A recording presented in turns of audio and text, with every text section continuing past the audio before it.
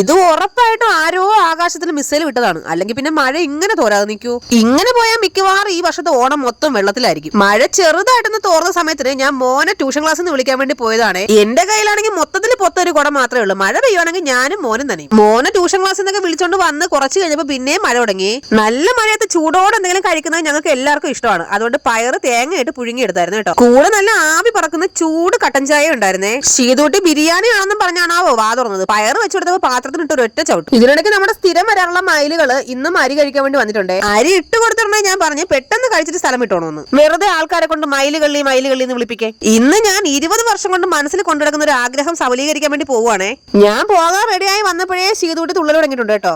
ജീവിച്ചിരിക്കുമ്പോൾ നമ്മളെ കൊണ്ട് ചെയ്യാൻ പറ്റുന്ന ആഗ്രഹങ്ങളെല്ലാം അങ്ങോട്ട് സബലമാക്കണം.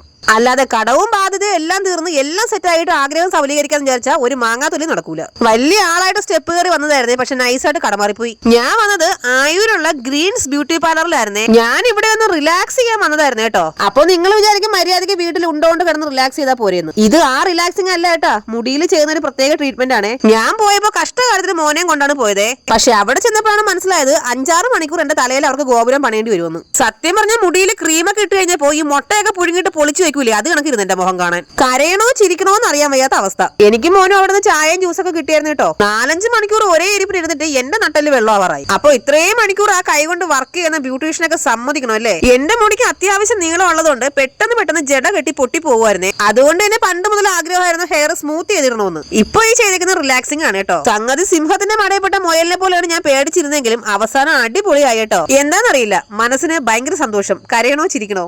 എന്തായാലും മുടിയിൽ 5-6 മണിക്കൂർ എടുത്ത് ഗോപുരം പണിത്. എന്നാ പിന്നെ ഇച്ചിരി മുടിയാട്ടം കരകാട്ടം ഒരുമിച്ച് അങ്ങോട്ട് നടത്തി കളയല്ലേ. ഇത് കണ്ടിട്ട് ചെയ്യണ്ടായിരുന്നു എന്ന് പറയുന്ന എന്റെ നല്ലവരായ സബ്സ്ക്രൈബറോട് എനിക്ക് ഒന്നേ പറയാനുള്ളൂ, ഇത് എന്റെ ഒരുപാട് നാളത്തെ ആഗ്രഹമാണ് കേട്ടോ. അങ്ങനെ മുടി അയച്ചിട്ടുള്ള മുടിയാട്ടമൊക്കെ കഴിഞ്ഞിട്ട് നേരെ അടുത്ത ബേക്കറി പോയെ. 5 മണിക്കൂർ പാർലറിൽ കുത്തിയിരുന്ന് ഏകദേശം മോന്റെ പരിപ്പളകിട്ടുണ്ട് കേട്ടോ. എന്തെങ്കിലും കഴിക്കാതെ ഞാനിന്ന് എങ്ങോട്ടില്ലെന്ന് മോൻ പറഞ്ഞുകൊണ്ട് എന്നാ പിന്നെ ഒരു ഷാർജ മേടിച്ചു കൊടുക്കാന്ന് വിചാരിച്ചു. പാവല്ലേ, ഇത്ര സമയം ഇരുന്നില്ലേ. പിന്നെ ബേക്കറിയിൽ നിന്ന് ഷാർജയും കുടിച്ച് ഒരു സമൂസയും കഴിച്ച് അവിടെയുള്ള ആൾക്കാരുടെ ഇത്തിരി ഷോയും കാണിച്ചിട്ട് നേരെ വീട്ടിലേക്ക് പോകാൻ വേണ്ടി ഓട്ടോ സ്റ്റാൻഡിൽ പോയപ്പോഴാണ് അറിഞ്ഞത് അവിടെ മൊത്തത്തിൽ സമരമാണെന്ന്.